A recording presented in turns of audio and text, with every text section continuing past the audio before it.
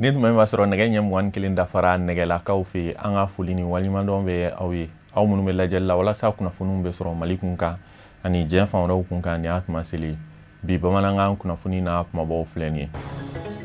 jɛkulu mun ɲɛsinen don sigida yiriwali ma n'a a coro ɲɔgɔn kɔnɔ ye AEDD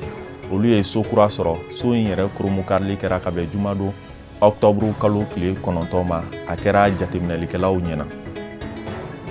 Jangnɛbugu dugudenw tɛmɛna Conseil national de la jeunesse fɛ ka ŋaniya yira tɔgɔma dɔ kɛ ka bɛn ni octobre kalo tile 10 ye walasa ka yira diɲɛma la degun mun b'u kan sirako la nunu de aw ka bi bamanankan kunnafoni n'a kumabaw ye mun bɛna walawala aw ye sɔɔni kɔnɔna la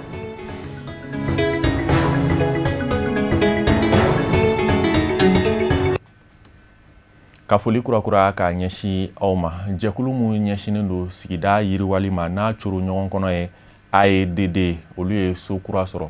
so kura in yɛrɛ kurumu karili kɛra ka bɛn ni jumadon octobre kalo tile 9 san 2020 an b'a ladɔnniya k'a fɔ baara ninnu kɛra jateminɛlikɛlaw ɲɛna Boubacar Traoré ani Dramane Male tun bɛ Serifula Jabaramuso tɔgɔ la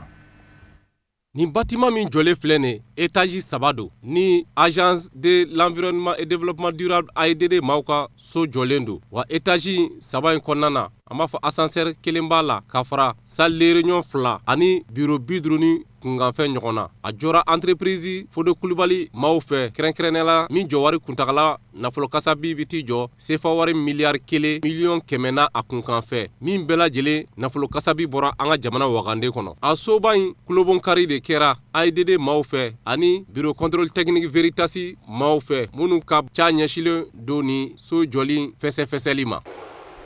bon bâtiment dabɔra bureau de kama parce que AEDD bureau ko manqué tun b'u la ils ont demandé les architectes de leur faire un ou architecte ɲininka u ka bureau dɔw jɔ u ye donc au bureau de jɔlen filɛ nin ye qui fait bâtiment étage 3 bâtiment étage 3 de don donc a étage 3 la réunion kɛ yɔrɔ 2 b'a la ani bureau 56 jate donc o de don baara bɛ banna pewu parce que bureau 50 bɛɛ yɔrɔ mun bi kɔni mɔgɔw bɛ se ka baara k'a bɛɛ kɔnɔ salle de réunion ninnu fɛnɛ sanfɛta 2 ani dugumata 1 baara bɛ se ka k'a bɛɛ kɔnɔ bi an filɛ yɔrɔ min baara in kuntagala fɔlɔ délai fɔlɔ mun dira ma o ye kalo 18 ye bon comme o kɔnɔna la an ye difficultéw sɔrɔ événement cayara baara ma se ka ban o kɔnɔna la kalo 8 délai supplémentaire dira ma baara kɔni banna o kɔnɔ bon ni événement ninnu tɛ ma gɛlɛyaba sɔrɔ mais événement ninnu de y'a kɛ minɛnw dɛsɛra an na tuma dɔ o yɛrɛ de nana ni délai complémentaire dili ye ka maaw hakilila jigi k'a fɔ ni soba min jɔlen min filɛ nin a hakilina bɔra minisiri so la min ɲɛsilen don an ka kungow ni an ka dugu kɔnɔna saniyaliko nasira ma wa lajɛ in kun cɛra ni taama ye bâtiment in kɔnɔna na ka se ka a kɔnɔna jira maaw la min b'a to maaw bɛ faamuyali sɔrɔ a ko la Pharmacie baarakɛla minnu ɲɛsinen don sɛgɛsɛgɛli ma n'a tɔgɔ kura ye Amabio ye olu tun ye tile fila ɲɔgɔn kunbɛba mun boloda o baaraw kun cɛra an b'a ladɔnniya k'a fɔ mɔgɔw bɔra Mali région bɛɛ lajɛlen kɔnɔ ka na ɲɔgɔn kunbɛn in kɛnɛ kan fo n'a kɛra Kidali Abdul Karim Sako bɛ ɲɛfɔli kɛ a ko kun kan Association nationale des techniciens de labo pharmacie n'a tɔgɔ kura de ye Association malienne des biotechnologistes u ka tile fila sigi baaraw kɛra sababu ye n'o ye congrès ye yɛlɛma kan ka don tɔn sariya minnu na u y'o baaraw kɛ olu ka tile fila in kɔnɔna na a tile fila baara kɛra sababu ye bureau kura fɛnɛ u y'o sigi n'o kɔnɔmaw bɛ t'i jɔ maa 21 na n'olu bɛna baara kɛ tɔn tɔgɔ la san 3 kɔnɔna na a baaraw bɛɛ lajɛlen denfaya kun dira maa min ma o fɛnɛ ye maa ye min ye biologie baaraw ɲɛdɔn kosɛbɛ n'o ye joli sɛgɛsɛgɛ kalanw ye a y'a yira k'a fɔ nin tɔn in sigilen ko nin ye fɛnba ye k'a bɛna kɛ sababu ye maa ma ka baara ye biologie baara ye n'o ye joli sɛgɛsɛgɛli k'a dɔn ni banakisɛ b'a la maa ma ka baara bɛ tali kɛ adamadenw ka bana kan fo ka taa se baganw ka bana ma fo ka taa se bana minnu bɛ sɔrɔ ji walima fiɲɛ siraw fɛ minnu ka baara bɛ tali kɛ nin kan k'olu bɛɛ lajɛlen bɛna ɲɔgɔn sɔrɔ nin tɔn in kɔnɔ ko n'a dara nin dama ma ko tɔn in k'a bɛ sigi kun bɔ misalila ni coronavirus min filɛ nin ye n'a fɔra ko i bɛ taa jamana la bɛɛ bɛ siran a ɲɛ tellement que n'i bɛ taa jamana na ni i ma laboratoire m'a yira k'a fɔ fɛn t'i la mɔgɔ si t'a to i ka don a bara donc o y'a yira an na k'a fɔ laboratoire faralen ɲɔgɔn kan o de bɛ se ka an dɛmɛ bagan kunda o kɛnɛ an ka sigida kunda o fiɲɛ o ji o ni fɛn min b'a la n'o bɛ se ka kɛ degun ye adamaden ma laboratoire de b'a yira an na k'a fɔ nin de bɛ en cause et ni dɔgɔtɔrɔw y'a lajɛ sa k'a dɔn k'a fɔ komi a fɔra an ye ko nin de bɛ en cause a furakɛli bɛ nɔgɔya parce que i tɛ se ka fɛn furakɛ i tɛ fɛn min dɔn. ni tile fila baaraw bɛɛ lajɛlen kɔfɛ n'o ye tɔn sariyaw fɛsɛfɛsɛli ye tɔn ɲɛmɔgɔ y'a yira k'a fɔ ko baara caman bolodalen don u fɛ ni segi kɔfɛ n'o dɔ ye kalan ye ka ɲɛsin tɔndenw ma k'o bɛna kɛ kulu dɔ fɛ n'o ye comité scientifique ye n'o kɔnɔmaw ye baara ɲɛdɔnŋanaw ye. an bɛ fɛ ka profiter ni diɲɛ taabolo kuraw ye o de la an ye comité scientifique dɔ sigi donc o comité scientifique de bɛna réseaux sociaux lajɛ bɔlɔn u bɛna bɔlɔn fɛngɛw jati minɛ pour que ka to ka formation di an ka mɔgɔw ma bɛɛ ka to i sigiyɔrɔ la ka formation sɔrɔ an bɛn'o de kɛ déjà an ye kelen kɛ ni chinois ka firme dɔ ye covid kan donc an y'o kɛ il y a eu à peu près 300 et quelques participants donc o mɔgɔ 300 de participera o la donc an y'o ye vraiment a ɲana an y'a faamuya donc sisan an bɛna don o de kan k'an ka mɔgɔw former wagati bɛɛ formation ye diyagoya ye parce que ni k'i bɛ fɛ ka mɔgɔw dan o k'a sɔrɔ dɔnniya sabatilen don i fɛ yen donc an y'o de ɲɛɲini. Association nationale des techniciens de labo pharmacie n'a tɔgɔ kura ye association malienne des biotechnologistes tɔn dɔ min sigila kabini san 1994 ni baara ye n'o ye congrès baara ye o bɛna kɛ sababu ye a ka se ka lakodɔn kosɛbɛ ani yɛlɛmani kura minnu donna u ka baara tagabolo kan ka se ka u yɛrɛ kɛ n'o ye. Jalakɔrɔji dugudenw tɛmɛna conseil national de la jeunesse fɛ ka ŋaniya yira tɔgɔma dɔ kɛ ka bɛn ni octobre kalo tile 10 ye. A kun ye walasa k'a yira diɲɛma la degun mun b'u kan sirako la kɛrɛnkɛrɛnnenya la sira min bɛ tɛmɛ Bangɔni, Janginɛbugu, Safo, Dabani fo ka taa bila Ɲɔnsɔnbugu la. Samayira Sanduga ani Baba Keyita ka sɔrɔlenw don. Sira dilanni baara minnu donna depuis mai kalo tile 3 san 2017 o baara ninnu bɛ ban waati jumɛn kuma jumɛn de sira min bɛ bɔ Bangɔni na ka taa Jalakɔrɔji, Safo, Dabani ka tɛmɛ Nɔnsɔnbugu fɛ a baaraw bɛ ban kuma jumɛn ninnu de ye ɲininkaliw ye minnu kuma la ka kɛ jamakulu fɛ minnu bɔra ka caya ka kɛ eko cɛ kelen nisɔngoya taama dɔ senfɛ minnu donna Samakɛbugu balontan tɛrɛk la ni ka taa kuncɛ Jalakɔrɔji yɛrɛmarakafo da la a taama ye kun de walasa ka se ka diɲɛ ma kɛ seere ye ni ka faamaw hakili jigi degun min ni gɛlɛya min bɛ o kan ka sanga ni sira in baara ye. An ka sira in a daminɛna kabini le 3 mai 2017 donc ani sisan cɛ san 3 de don alors que a kun fɔra an ye k'a fɔ ko sira in ko a bɛna ban kalo 15 de kɔnɔna la bon vraiment o waati bɛɛ tɛmɛna en même temps population degunnen don sabula ni tilema bɔra sisan boucherie yɛrɛ bɛ mɔgɔ degun fo ka taa se a dan na bon samiyɛ in fana na vraiment u ye dɔ fara sira yɛrɛ kusi kan donc butigiw ni mɔgɔw ka so bilala sira dugumala la donc ni san nana san bɛ don mɔgɔw kan sira yɛrɛ tiɲɛnen don vraiment a degun ka bon kojugu. Sira ko a kɛra bonya degunnen ye dɛ an tɛ se ka dumuni kɛ an ka so an tɛ se ka sunɔgɔ an ka so ni maa min y'a kuma fɔ k'a ma o b'a fɔ ko lagali kojugu don n'i nana Jalakɔrɔji ka Jalakɔrɔji ye k'a dɔn k'a fɔ ni degun de bɛ Jalakɔrɔji kan a bɛ mɔgɔ dɛmɛli ban. Siraba in baaraw ka suma fa ka fɔ a ka suma kuma ni kuma accident de bɛ kɛ sira in kan minnu bɛ kɛ sababu ka adamadenw bɔnɔ o nin na samiyɛ ma don ka ban jiw de bɛ walagata ka don duw la minnu bɛ sira in kɛrɛfɛ wa o laban ye tiɲɛni ye o bɛɛ lajɛlen sababu ye sira in dilanni sumayaw ye ninnu bɛɛ faralen ɲɔgɔn kan o de ye kunba kelen ye ka kɛ mɔgɔ ninnu bɔkun ye. Sira in filɛ bi a y'a tɔɔrɔ nasugu bɛɛ se anw Jalakɔrɔjikaw ma tɔɔrɔ fɔlɔ ye jumɛn Jalakɔrɔjikaw anw bɛ ka balo poussière la don o don ni tilema bɔra Jalakɔrɔji simiya donnen nin Jalakɔrɔjikaw nana ye ji ka ca ni ka Jalakɔrɔji nin y'a fɔlɔ k'a sababu kɛ siraba dilan kasara ye kasara sabanan ye jumɛn diɲɛ don o don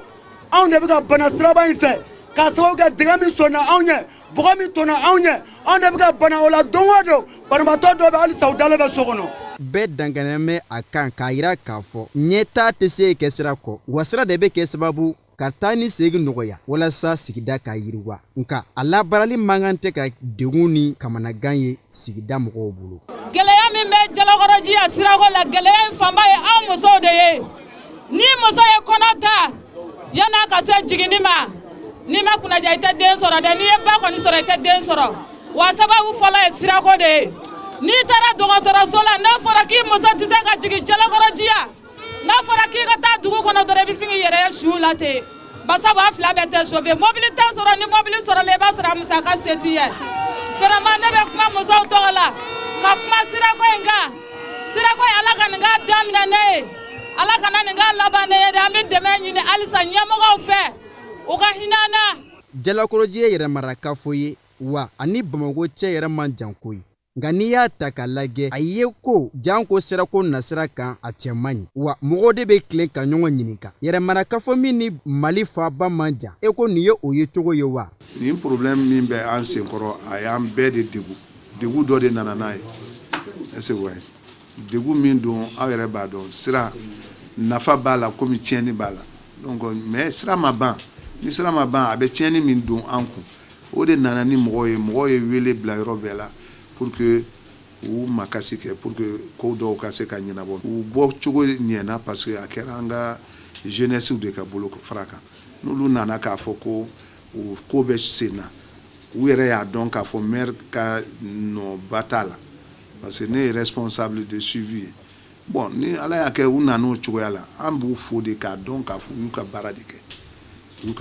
C'est ce que moi je peux dire. Jalakɔrɔji sira trop c'est trop o mako bɛ goudron ɲuman na san 3 ani kɔ baara kelen kama sɔrɔ kɛ a kun fɔra kalo 15 kɔnɔ a baaraw bɛ ban ninnu de ye kumakanw ye minnu kun bɛ k'a fɔ taamakɛla ninnu fɛ baara ninnu senfɛ Mali jɔnjɔn ni o ye hymne national ye o kun dara ni ka tila ka sanga kelen tasibila kɛ ka ta ka ɲɛsin maaw ma minnu ye siraba kasara sɔrɔ ni o ni tora sira in baaraw la.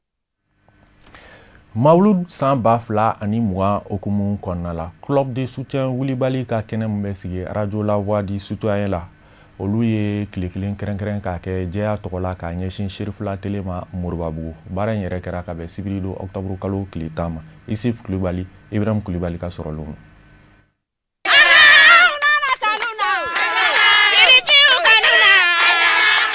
Kolomen bala n'o ka baara ɲɛsilen don la voix du soutien wulibali kɛnɛ lafasalen ma o ma ye wulikajɔ belebele bolo da ni ka Sherifula TV jabalaso sɛgɛrɛ cogoya bina o bɛ se ka cakɛda in sanuya lɛrɛ fila a n'a kungafɛ ɲɔgɔn na o y'o bɛɛ lajɛlen de kɛ baara la yɔrɔ jɔsi ni yɔrɔ furanw ni ka yɔrɔ bɛɛ lajɛlen minɛ ni ka jɛ a kun ye walasa baarakɛlaw ka se ka munu zalo ka lafiya kɔnɔna na yɔrɔ sɔnnama kɔnɔ o min bɛ kɛ sababu ye n'o ka galabukɛnɛya n'o ka farifoni bɛ to ɲɔgɔn na hakilina tala min kama o de ye a seri Sherifu Usman Manan Haidara kanu min b'o yɔrɔ ani a bɛ cika minnu lase o min kɛra sababu ye ni ko ka jɛnatigɛ bɛɛ lajɛlen dilan o bolo. N yɛrɛ tanna karamɔgɔ kanu kɔ a ko a ye baara kɛ baara de b'aw bila mɔgɔ tɔw sanfɛ baara de b'aw bila mɔgɔw ɲɛ o de y'an bila la an y'an boloda kuranɛ kan an ni n'an ka nafolo k'an t'a janfa an t'an ka diinɛ janfa an ye baaya min ta an b'o kan donc an ko nafolo dɔrɔn t'a ye an k'an farikolo fana jagabɔ ka baara kɛ n'an farikolo ye o de bɛ laban o de y'a yɛrɛ ye donc an ko saniya n'i y'a mɛn saniya i ko kɛnɛya n'i y'a mɛn saniya i ko dun ka fa ɲuman parce que ni dun ka fa man ɲi saniya t'a la a tɛ se ka dun ni saniya fana tɛ yɔrɔ la bana bɛ kɛ baara tɛ kɛ o de y'an bila la kanu yɛrɛ de y'an bila la koyi an mɔgɔ fɛn o fɛn bɛ yan an bɛ mɔgɔ 100 ni kɔ bɔ mɔgɔ 10 na min bɛ se ka 1000 di mɔgɔ ma kalo la an tɛ dɛmɛ ɲini maa fɛ an t'a fɔ ma a ye n'an dɛmɛ a ye n t'a fɔ mɔgɔ ma a ye na safunɛji d'a ma a bɛɛ bɛ bɔ an yɛrɛ ka 100 an bɛ cotisation min kɛ kalo kalo an bɛ dɛmɛ fɛn o fɛn kɛ a bɛɛ y'o de ye donc n b'a fɔ musow ma k'u ni ce n b'a fɔ cɛw ma k'u ni cɛ minnu bɔra Samaɲana Farabana Joliba ka fara Bamakɔ ta kan commune bɛɛ a bɛɛ dɔ kelen b'a la. Kolo min bɛ ka fɔ ka baara ɲɛsilen don radio la voix du citoyen ni Sherifula télévision baaraw kɔlɔsili ma commission de gestion ka taa se directeur technique ma o bɛɛ lajɛlen ka nisɔndiya lase kɛnɛ in kɔnɔna na. An bi sɔgɔmada in na jɛkulu min sigilen don ka se ka radio la voix du citoyen ka kɔkɔrɔma don n'o ye club de soutien la radio la voix du citoyen donc u sera ma sɔgɔmaden na ka se ka an ka yɔrɔ ninnu furan ka saniya donc a laɲini de ye ka se ka an ka baarakɛyɔrɔ ka a saniya ka jɛ walasa baara minnu yɛrɛ kalifalen bɛ an na an ka se ka baara ninnu kɛ kɛnɛya kɔnɔna na donc an nisɔndiyalen don kosɛbɛ surtout an bɛ sanga min kɔnɔna na n'o ye covid-19 waatiw ye bɛɛ b'a dɔn k'a fɔ saniya kɔni ale jɔyɔrɔba bɛ ka se ka ni banakisɛ in kunbɛli la donc ni an balimaw nana bi ka se ka an ka yɔrɔw kɔnɔna ni kɔkɔnɔw ka saniya an nisɔndiyalen don ne ni fɛnɛ ye atako filanan ye u fɛ donc an bɛ foli de bila ka ɲɛsin club yi mɔgɔw ma ka tɛmɛ u ka présidente fɛ n'o ye Dado Yatasa ye ni bɛɛ ko a ma ko tanti ale min ye wuli ka jɔ ni cɛsiri kɛ ka se ka bi kɛnɛ in sigi an ye. Commission président ye ne de bila ka na représenter pour que n kana club mɔgɔw ka yɔrɔ saniyali jate minɛ quoi donc sɔgɔmada in na n nana n y'a sɔrɔ u bɛɛ nana u n'u ka minɛnw ka na yɔrɔ saniya kosɛbɛ vraiment n kɔntanenba de don nisɔndiyalenba de don ne kɔni fɛ muso bɛɛ ka kan k'i cɛsiri nin baara sugu la parce que ninnu filɛ nin o ye nin kɛ ala dɔrɔn de kama comme mawuludu ɲɛkɔrɔla o ɲɛkɔrɔla u bɛ nin baara sugu ninnu kɛ sara t'a la foyi t'a la au contraire u yɛrɛ de bɛ dépense kɛ ka nin baara in kɛ u bɛ na n'u ka yɔrɔ furaminɛnw ye u bɛ na ni dumuni ye bon vraiment n b'u fo k'u barikada yɛrɛ de ka a deli ni muso tɔw bɛɛ bɛ se k'u cɛsiri nin baara sugu la k'a kɛ yɔrɔ wɛrɛw la min ni teleso yɛrɛ tɛ kelen ye parce que nin bɛ ɲɛtaga de fɔ quoi. Welebali kɛnɛ lafasakulu min bɛ ka radio la voix du citoyen jurama don do nin t'o siɲɛ fɔlɔ ye o ka nin wulikajɔ baaraw sufaya ta ni ka tele serifila sɛgɛrɛ zanu ka se tele la yan ka fɔ o b'o sanuya k'o jɛya o y'a sɔrɔ tɛmɛna radio la voix du citoyen fɛ ni ka nin baara kelen fɛnɛ da o kan. Ka fɔli di kulabuladenw ma amusa bɛ jamakulu ma. Laada do sigida duruna ɲɛmaaw fɛ ka baroda kɛnɛ dɔ sigi u ni dugudenw ni ɲɔgɔn cɛ walasa ka hakili jagabɔ kɛ musaka minnu kan ka don sigida yiriwali da fɛ u y'o laada lakilen ka bɛn ni sibirido octobre kalo tile 10 ye sigida duruna mairie kɔnɔna la Boubacar Traoré ani Dramane Maleka sɔrɔlen don. Kabini a nana commune 5 mairie ɲɛmaya la Amadu Watara sanga ani waati bɛɛ lajɛlen na ni mairie bɛna baara o baara kɛ a bɛ wele bila ka population ma ani olu ka hakili falen kɛ min b'a to baara a kana se ka kɛ fankelen baara ye o de kama min bɛ tali kɛ projet de budget 2021 nafolo kasabi min kan ka sɔrɔ san 2021 kɔnɔna na o ɲɛbila baaraw okumu kɔnɔna na a ye wele bila commune 5 population maaw ma u ka se ka na hakili falen kɛ min b'a to u bɛ laɲini min ɲini o kɔnɔ sɔrɔtaw la u ka se ka lawaleya o okumu kɔnɔna na maa minnu kun bilala ka se ka gafe kɔnɔna in kuma ɲɛfɔ maaw ɲɛna u ye fɛsɛfɛsɛli kɛ a ko la. Miliyɔn 80 ani 18 na kunkan fɛn na o de bolodalen don an bolo an ka sɔrɔ n'an ka musakaw la pour l'année 2021 n'i y'o o tila baara bolodalenw ni baara kologɛlɛnw ni ɲɔgɔn cɛ baara bolodalen minnu b'an bolo n'an b'a fɔ olu ma ko fonctionnement o bɛ t'i jɔ miliyari 6 miliyɔn 30 ani 3 ni kelen na kunkan fɛn na mun ye baara kologɛlɛnw ta fanfɛla ye o ye miliyɔn 400 ani 86 na kunkan fɛn ye n'i ye sɔrɔ ni musaka lajɛ baara bolodalenw ta fanfɛla la ni an ye o fɔ ko bɛ bɛn miliyari 6 ni miliyɔn 31 na kunkan fɛn na o bɛ tali kɛ mairie yɛrɛ ka sɔrɔ ani sɔrɔ minnu bɛ bila ka na gouvernement fɛ k'an ka olu labaara mairie yɛrɛ ka sɔrɔta bɛ o la miliyari 1 ani miliyɔn 200 na kunkan fɛn na minnu bɛ bila ka na ni k'an ka olu se u seyɔrɔw la o bɛ t'i jɔ miliyari 5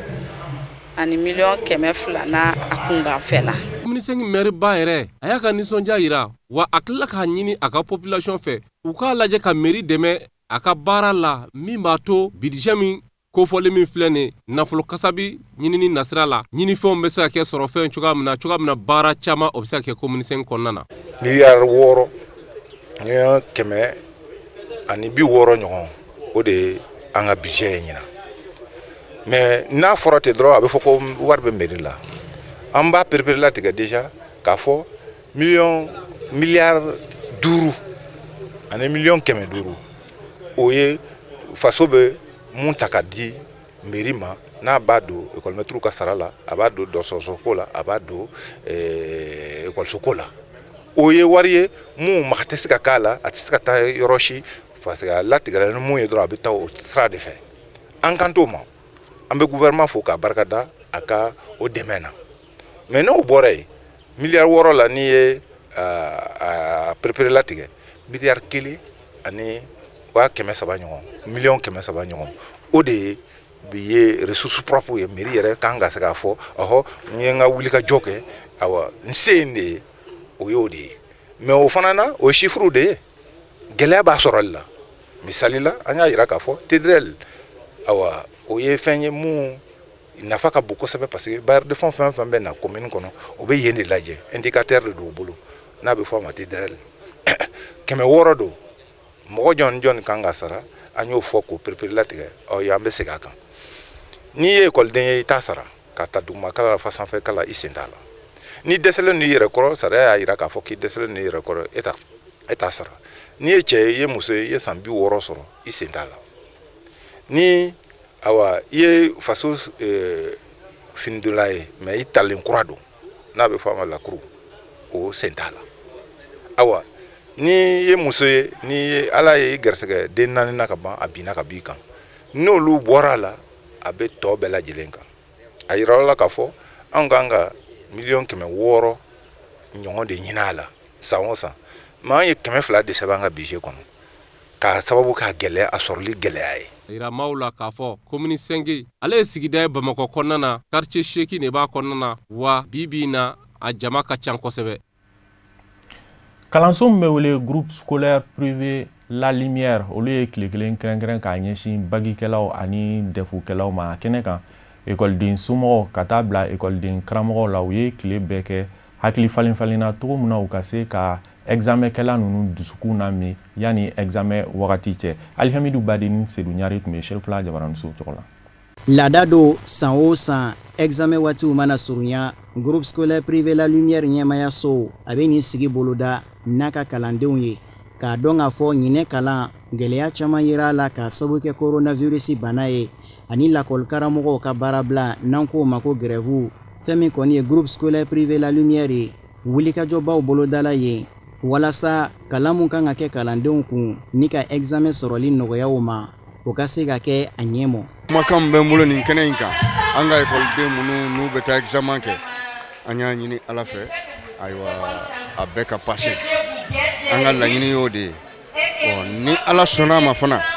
an ka laɲini a bɛ sabati. Groupe scolaire privé La Lumière kalandenw o y'u ka nisɔndiyakan fɔ ni ka hakilisigikan fɔ ka ɲɛsin o karamɔgɔw ani lakɔliso ɲɛmayaso ma k'a yira u la k'a fɔ ko n'u jɛniyɔrɔ fin walasa lakɔliso in ka se ka saraba sɔrɔ DF ani baccalauréat cadre la. U y'u seko bɛɛ kɛ an ka maître ni administration u y'u jɔyɔrɔ bɛɛ kɛ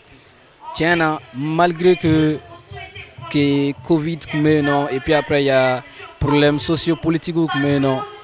nka an ka professeur ani an ka administration u y'u seko yɛrɛ kɛ donc an tɛ se ka foyi kɛ k'u remercier ni o tɛ. Lakɔliso in ɲɛmaaba n'o y'a directeur ye a ka dantigɛlikanw kɔnɔ baaraba minnu sera ka kɛ o fɛ ɲinɛ k'a dɔn k'a fɔ gɛlɛya bɛ yen a y'i da se o ma ni ka tilan tun ka ladilikan caman fɔ ka ɲɛsin DF ani baccalauréat kalandenw ma o k'u cɛ siri jaabi ɲuman sɔrɔli la. An ka bi sigi kun ye bɔ san o san ni an tilala kalan na an bɛ denmisɛnw fara ɲɔgɔn kan ka bilasirali k'u ye u kan ka kɛ cogoya min na examen kɛyɔrɔ la u man ka min kɛ k'o f'u ye u ka surveillant bonya examen sariya de b'a la u ka examen sariya batu donc an b'u wele de k'o f'u ye u kana décourager u ka da u yɛrɛ la n'u dar'u yɛrɛ la ni ala sɔnna awa kunnawolo b'a la effectivement gɛlɛya donna ɲinan kalanko la bon bana min bɛ diɲɛ bɛɛ awa kun kan bon ani waati dɔ la bon gouvernement fana ni an ka karamɔgɔ kun ma bɛn mais bon an sera k'an jija an kɔni fɛ yan ɲinan anw ye kalan min kɛ ɲinan an ma deli k'a kɛ san tɔw la parce que san tɔw la kalo 8 bon kalo kɔnɔntɔnna ye examen mais ɲina anw ye kalo 10 de kɛ kalan na an ye kalo 10 de kɛ kalan na parce que grève bon pandémie kɔni waati an bɛ datuguli kɛ mais maître ka grève waati o kun t'anw concerné parce que an kun ye privé anw ye kalan kɛ waati donc an ye 10 mois de cours de kɛ donc an ye kalan min kɛ ɲina kabini 2001 kana bila ɲina na an ma ɲina kalan ɲɔgɔn kɛ. Hakilina jigila an b'aw ladɔnniya k'a fɔ ko DEF examen ɲinɛnta a bɛ daminɛ octobre kalo tile 12 ni ka taa kuncɛ a tile 14 na wa fɛn min ye baccalauréat examen ye o bɛ daminɛ octobre kalo tile 19 ni ka taa kuncɛ a tile 22 la. Groupe scolaire privé La Lumière a ka nin sigi baaraw nun donna ni alikuranɛ kalan ye mun kɛra Maku Aidara fɛ n'o ye an fa n'an karamɔgɔ a Seyid Sherif Usman Madani Aidara denmuso ye n'ale yɛrɛ ye candidat ye ɲinɛ ni ka sɔrɔ ka duwawu kalan k'o kɛ ka nin sigi kuncɛ. Ghana président Nana Addo Akufo sera an fɛ Mali kɔnɔ n'ale de ye CEDEAO ɲɛmaa fana ye a donna ka bɛn ni octobre kalo tile 11 Bamakɔ Panguru jigi kɛnɛba kan mun tɔgɔ dalen don Modibo Keita la. An b'a ladɔnniya k'a fɔ a kun bɛnna an ka furancɛla fanga ɲɛma Bandaw ani vice président colonel Asim Goita fo ka taa bila Muktar Wan na n'ale ye ministre ɲɛma ye. A y'a yira a ka kumaw la k'a fɔ a nakun tɛ dɔwɛrɛ fo ka dɛmɛ don furancɛla fanga in ma ka d'a kan Mali jɔyɔrɔ ka bon kosɛbɛ CEDEAO jɛkulu kɔnɔna la. An b'a ladɔnniya fana k'a fɔ a ka nali in kɔnɔna la ani Bandaw bɛna ɲɔgɔn ye kɛ n'o ye furancɛla fanga ɲɛma ye ani colonel Assimi Goïta fana bɛna ɲɔgɔn ye kɛ o kɔfɛ ani Muktar Wan n'o ye ministre ɲɛma ye a n'o fana bɛna ɲɔgɔn ye kɛ. O de b'an sɛnsɛn ka diɲɛ fan wɛrɛ kibaruyaw dɔn mun bɛna walawala karamɔgɔ Musa Fɔnba fɛ. Fanga sinamatonw kanu b'a bɔra caman ka bɛn ni sebere octobre kalo tile 10 ye kɔnɔwari jamana kɔnɔ k'u kan dolati kɛnɛ labɔ n'o ye Félix Houphouët-Boigny stade ye. U ka wulikajɔ kun ye de ka jira k'a fɔ u tɛ jɛ ni jamana ɲɛma Alassane Dramane Ouattara ka kanbɔli ye ka jamana ɲɛmaaya ɲini. Wa u b'a fɛ fana fanga bondaw minnu ɲɛsin bɛ kalata labɛnni ma octobre kalo tile 31 fo yɛlɛma ka don olu la. Maa 17 ɲɔgɔn na fanga sinamatɔ ɲɛmaw la olu de ye ɲɔgɔn valen ndolati kɛnɛba kɔnɔ Abidjan kɔnɔwari fa bala. O maaw la Laurent Kudu Gbagbo ka fanga kuma maa min kun ye wasabulon ɲɛma ye Mamadou Koulibaly n'a bilama kɛmɛ k'a ka fanga ɲinindɔ sigi ko leader ale kumana. Ɲɔngɔnmɛba in fɛnɛ senfɛ fanga sinamatɔw ye jaki ɲɛsin fanga mɔ ko fanga y'u ka ɲɔngɔnmɛ malasa u bolo ni kɛwale dɔw ye. Ko sira caman bɛ yen k'olu tigɛra fanga kanubaw fɛ. Ko kumakanw minnu kan ka se ka mɛn ndolati kɛnɛba kɔnɔ ko kuma dɔw la ko kumaw fɛnɛ kun ti mɛn. Ko fanga sinamatɔw kanuba dɔw fɛnɛ kun kan ka bɔ Gana yanfa fɛ Abuwaso n'o bɛ jamana worodugu yanfa fɛ ka digi kɔrɛ yanfa kan k'olu ma se ka na. Dagabana k'i min bɛ Konowari ko plateau ko maaw taamana u sela ye. Fo ndolati kɛnɛba kan ko nin bɛɛ lajɛlen dabɔkun de kun ye fanga n'a kanubaw fɛ k'olu bali u ka ɲɔgɔn sɔrɔ ndolati kɛnɛba in kɔnɔ.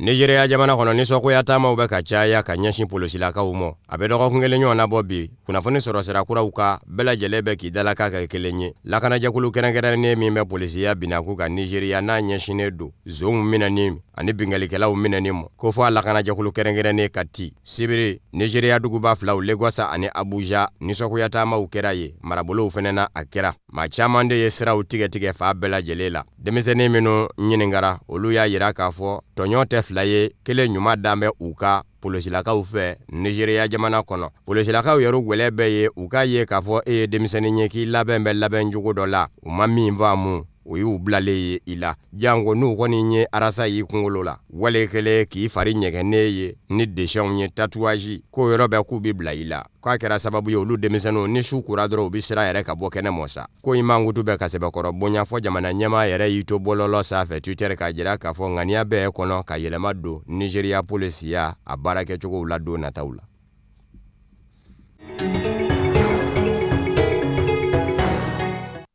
Afrique du Sud jamana kɔnɔ ka bɛn ni Sibiri octobre kalo tile 10 ye sɛnɛkɛlaw minnu bɛ yen ni a ma fanba ye farajɛw ye ka sabu kɛ Afrique du Sud maa min na farajɛw bɛ ka farafinw mara u ye farafin ka dugukolo caman daraki la o kumana dugukolotigi yɛrɛ fanba farajɛw do nka farafinde dɔw de fɛnɛ ɲɛtinɛ kɛ m'u ye n'a ma ɲa k'a fɔ jamana sen dɛ ka dugukolo darakiw la ka bila farafinw ka bolo kan farafindenw be bila dɔw la kuma dɔw farajɛ sɛnɛkɛla dɔ de bɔnɛna a nin na san 20 ani san 1 u taara ye k'a fɔ a dulon bɛ sani dugu cɛ jiri dɔ la octobre kalo tile 2 tɛmɛnen u y'a jira k'a fɔ o tɛ bɛn u mɔ musolaka dɔ fɛnɛ be yen farajɛ do san 40 ani san 4 o fɛnɛ be deli ka fa ka tɛmɛ farafinde dɔw fɛ u bine kɔ a ka nin bɛɛ lajɛlen de kɛmɛ ka nazara sɛnɛkɛla nunu dɔrɔ Afrique du Sud jamana kɔnɔ o de y'a to ko u be a ɲini jamana ɲɛma fɛ Cyril Ramaphosa a ka kuma joona a ka dɔn k'a fɔ nazara sɛnɛkɛlaw ndɔɲɔnen do Afrique du Sud jamana kɔnɔ a kana jira diɲɛmana i n'a fɔ tɔɔrɔ tɛ nazara sɛnɛkɛlaw ka Afrique du Sud jamana kɔnɔ barisabu ka da ka ko tɔɔrɔ bɛ u kan k'a ka bɔ k'a kɔn kɔnisiya bɛɛ lajɛlen dɔ da la n'a ma kɛbɛ k'olu yɛrɛ laban n'a lajɛ ka kiri tigɛ u yɛrɛ ye o tɛ ko ɲuman ye dɔ y'a yira k'a fɔ farafinde ninnu bi olu ka maaw bɔnɛ u nina kuma bɛɛ n'u ye fɛn o fɛn sɔrɔ maramafɛn na u b'a kɛ k'i fa k'o kumana k'a ka dɔn Afrique du Sud jamana kɔnɔ k'a fɔ olu tɛ baganw ye olu ye maaw de ye minnu bɛ waso n'u ka hadamadenya ye hali n'o y'a sɔrɔla u ka farajɛya kɛmɛ ka maa tɔɔrɔ k'o kumana ko kɛwalew kana kɛ sababu ye k'olu bila fɛn na fɛn min kɛli man d'u ye. Corée du Nord jamana ɲɛma denmisɛnnin jama gwani Kim Jong-un ka bɛn ni sibiri octobre kalo tile 10 ye u ka fanga ɲinin dɔ a ka san 70 ani san 5 sɔrɔli ɲɛnamaya la Corée du Nord jamana ɲɛma Kim Jong-un kumana a ko kɔsada in na a tɔgɔ kɛn bɛ bɛɛ lajɛlen dala gwɛsɛ ye ka sabu kɛ mugujugu dɔ bɛ ye a y'o fɛnɛ labɛn ko nka ko diɲɛma k'a dɔn k'a fɔ Corée du Nord ka mugujugu dilan a dabɔ tɛ ka maa kɛlɛ a dabɔkun de ye ka Corée du Nord yɛrɛ de lakana e maa o maa n'i galela ka se Corée du Nord ma k'i k'a dɔn k'a fɔ i na Corée du Nord labɛn de sɔrɔ i ɲɛ ko wa ko mugujugu dilan in bɛ don o de da fɛ Corée du Nord fɛ a sɔrɔla k'i kanto ko Corée du Nord juguw k'a dɔn k'a fɔ baara b'u bolo dɛ ka sabu kɛ n'u kɔni bilara Corée du Nord la diɲɛ don o don k'u ka jamana ko bi dabila a se a da kɔni ma se Amérique jamana tɔgɔ mɔ nka maa minnu ka dɔnda ka bɔ maramafɛn girimangow la olu y'a yira k'a fɔ kɔsa in na Corée du Nord a ye mugujugu min labɛn daminɛ mugujugu don min jɛni nɔ bi bɔ gun dɔ la ka taa gun dɔ la o kɔrɔ ye Corée du Nord bɛ Asie gun kan Europe ni Amérique gun a bɛ se ka nin bɛɛ lajɛlen lasɔrɔ k'a to a ka gun kan wa ko n'a kɛra bila fɛn ye sen kan u ko mugujugu min ma ko missile balistique intercontinentaux a bɛ kɛ olu la belebele dɔ ye.